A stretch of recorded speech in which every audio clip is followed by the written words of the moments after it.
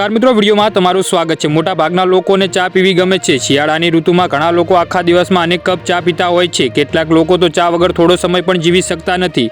એવું માનવામાં આવે છે કે શિયાળામાં એક કપ ચા પીવાથી ઘણી બીમારીઓમાંથી બચી શકાય છે। જી હા મિત્રો, અત્યારે હાલ મોટા સમાચાર સામે આવી રહ્યા છે।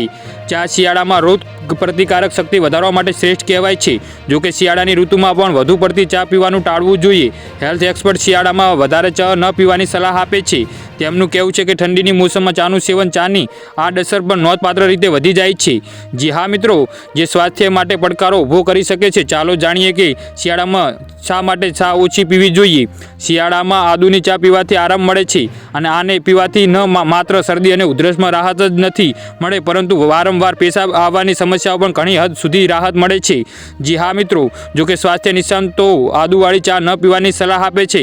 તેમનું કહેવું છે કે ચામાં આદુ, લવિંગ અને ઇલચી ઉમેરીને તેને લાંબા સમય સુધી ઉકાળવાથી તેમાં રહેલા ટેનિન બહાર આવે છે, જે એસિડિટી બનવામાં મદદ કરે છે। તેથી ચાને વધુ સમય સુધી ન ઉકાળવાનો પ્રયાસ કરો। જી હા મિત્રો, તો આના વિશે તમારું શું કહેવું છે તો નીચે કોમેન્ટ બોક્સમાં જરૂરથી જણાવજો।